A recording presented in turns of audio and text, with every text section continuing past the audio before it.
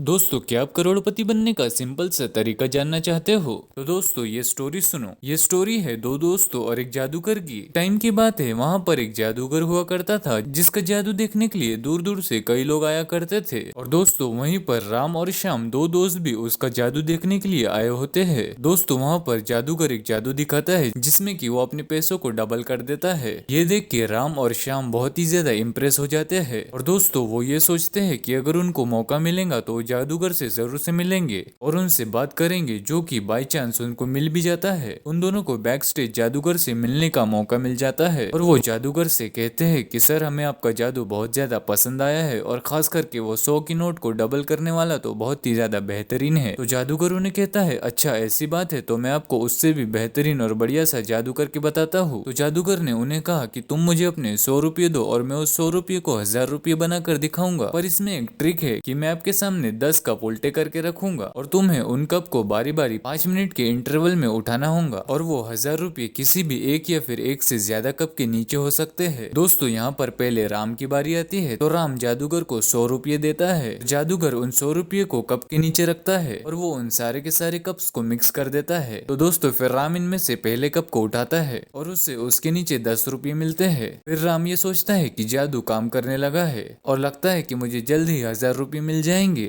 लेकिन दोस्तों, रवि उठाते उठाते 7वें कप को उठा लेता है और उससे कुछ भी नहीं मिलता। फिर राम निराश हो जाता है और उसके मन में एक डाउट आने लगता है कि कहीं जादूगर ने हमसे झूठ तो नहीं कहा और ऐसा न हो कि 1000 रुपये के चक्कर में मेरे 100 रुपये भी चले जाए। और दोस्तों, घबराहट के मारे वो जादूगर से कह देता है कि मुझे नहीं खेलनी ये गेम, मुझे तुम सिर्फ मेरे 100 रुपये वापस दे दो। और दोस्तों, सबके समझाने के बाद भी रवि अपनी बात पर अड़ा रहता है, जिसपे जादूगर उसे उसके पैसे को वापस कर देता है। अब दोस्तों, अब बारी आती है शाम की। शाम भी कुछ इसी तरह से अपने खेल को शुरू करता है। पहले वो एक कप उठाता है और उसके कुछ 5 मिनट बाद वो दूसरे कप को उठाता है और फिर ऐसे करते करते वो 8वें कप तक पहुंच जाता है। दोस्तों, लेकिन उसे उस 8वें कप पर भी कुछ नहीं मिलता। तो दोस्तों, फिर सब सोचने लग जाते हैं कि आगे भी कुछ नहीं निकलेगा और शाम भी थोड़ा उदास हो जाता है। और दोस्तों, फिर वो हिम्मत करके उस 9वें कप को उठाता है और जैसे ही वो उस कप को उठाता है तो उस कप के नीचे 500 की नोट होती है और बाद में उस 10वें कप के नीचे भी 500 रुपये की नोट होती है, जो देख के श्याम बहुत ही ज्यादा खुश हो जाता है और राम बहुत ही ज्यादा पछताता है। दोस्तों, कुछ इसी तरह की कहानी भी स्टॉक मार्केट की है। स्टॉक मार्केट भी उस कप वाले जादू की तरह ही काम करता है, जिसमें अक्सर लोग राम की तरह प्ले करते हैं, जिसमें कि एक दो शेयर मार्केट में अच्छी तरह से न परफॉर्म करने की वजह से वो मार्केट से दूरी बना लेते हैं और फिर कभी भी मार्केट में इन्वेस्ट नहीं करते हैं, जबकि उन्हें शाम की तरह करना चाहिए। जैसे कि शाम को 10 में से 8 कप के नीचे कुछ नहीं मिला, लेकिन सिर्फ लास्ट के 2 कप के नीचे उससे पैसे 5-5 गुना होकर मिले। वैसे ही दोस्तों, हो सकता है कि आपके 8 शेयर भले ही अच्छे से परफॉर्म न करे या फिर वो एवरेज सा परफॉर्म करे, या फिर अगर बहुत ही ज्यादा किस्मत खराब हो तो मान लो 8 के 8 डूब भी जाए। लेकिन दोस्तों, अगर सिर्फ 2 ऐसे शेयर निकल जाए जो कि आपको मल्टीबैगर रिटर्न्स दे जाए और वो 50 गुना या फिर 100 गुना हो जाए, तो आपका सारा पैसा रिकवर हो जाएगा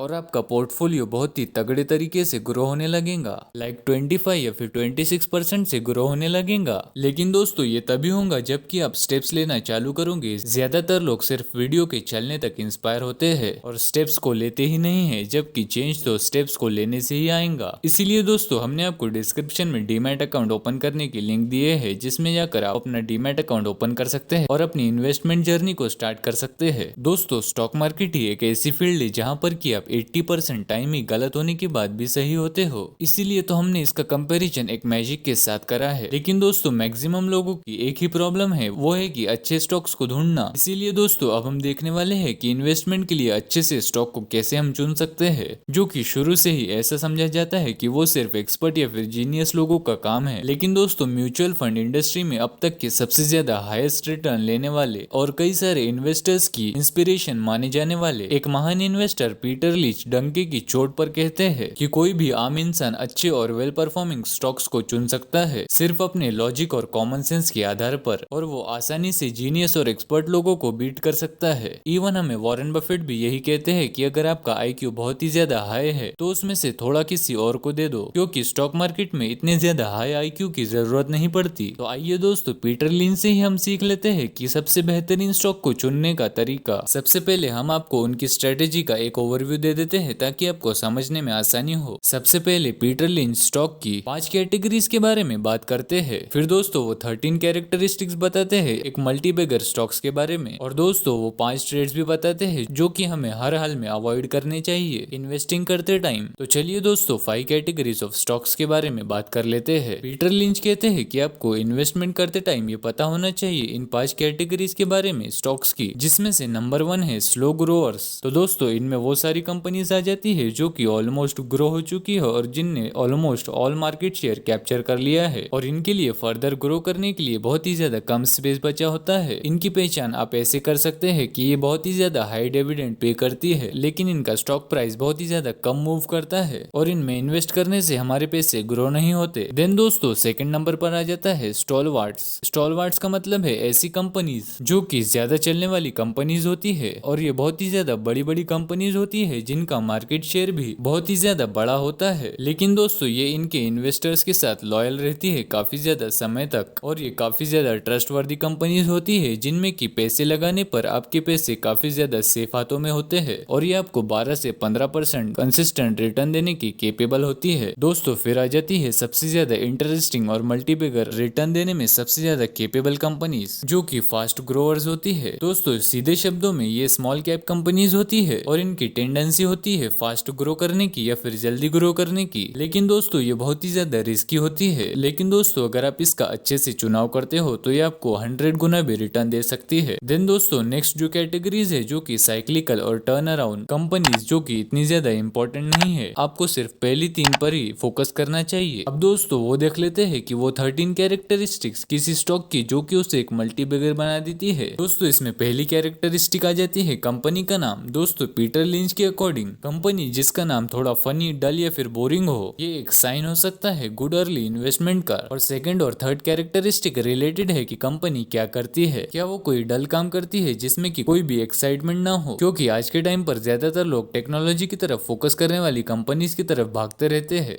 और ऐसी कंपनी जो कि थोड़ा बोरिंग सा बिजनेस करती है उन्हें थोड़ा सा नजरअंदाज कर दिया जाता है। तो दोस्तों आपके लिए ऐसी कंपनीज को ढूंढना एक अपॉर्चुनिटी हो सकती है जो कि आपको ऐसी कंपनी से एक अच्छे भाव पे मिल सकती है।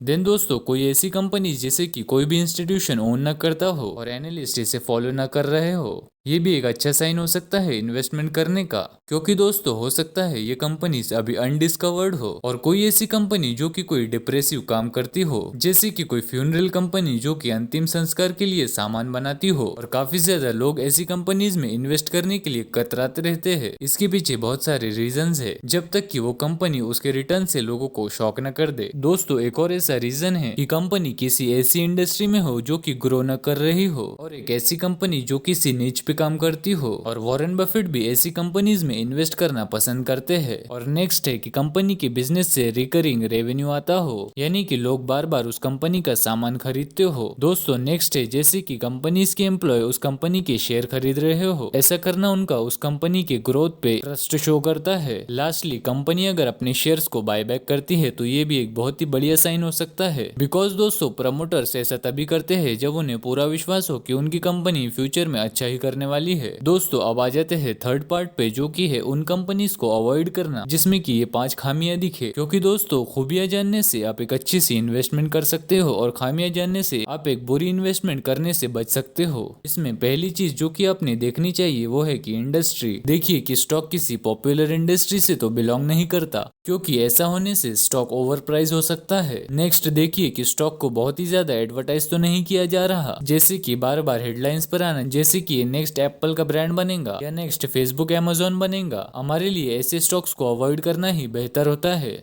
दोस्तों फिर देखिए कि कंपनी किस तरह से डाइवर्सिफाई कर रही है। कई कंपनी ऐसी जगह पर तो इन्वेस्टमेंट नहीं कर रही जो कि उनके बिजनेस से कोई रिलेशन नहीं रखता, अगर हाँ तो ये भी एक बैड इन्वेस्टमेंट है। दोस्तों नेक्स्ट कंपनी का कस्टमर बेस देखिए। कई कंपनी कुछ क्लाइंट बेस पर तो डिपेंड नहीं करती, क्योंकि अगर ऐसा है और अगर उनके एक मेन क्लाइंट ने भी उनका साथ छोड़ दिया तो कंपनी बहुत ही ज्यादा मुसीबतों में फंस सकती है और यहाँ तक कि डूब भी सकती है। लास्टली आते हैं विस्पर स्टॉक्स। ये वो कंपनीज होती है जो कि खुद को ऐसे एडवर्टाइज करती है कि ये कुछ महान और बहुत बड़े इन्वेंशंस करने वाली है और उन्होंने कुछ बहुत ही ज्यादा आश्चर्यजनक काम कर दिया है जो कि उनके स्टॉक्स को बहुत ही ज्यादा ऊंचाइयों पर लेके जाने वाला है। और होपफुली ये चीप मार्केटिंग प्रैक्टिसेस होते हैं जो कि स्टॉक प्राइसेस को इंक्रीज करने के लिए किया जाते हैं और इनसे आप हमेशा सावधान रहिए। और दोस्तों ये है कुछ ऐसे तरीके जिससे कि कोई भी बढ़िया से बढ़िया इन्वेस्टमेंट कर सकता है और मल्टीबैगर रिटर्न्स ले सकता है। उम्मीद करता हूँ कि इस वीडियो से आपको कुछ ना कुछ वैल्यूएबल इन्फॉर्मेशन जरूर से मिली होंगी और अगर वीडियो पसंद आया होगा तो इस वीडियो को लाइक करना जरूर से ना भूले। और दोस्तों इसी तरह के वीडियोस के लिए हमारे चैनल को जरूर से सब्सक्राइब करें।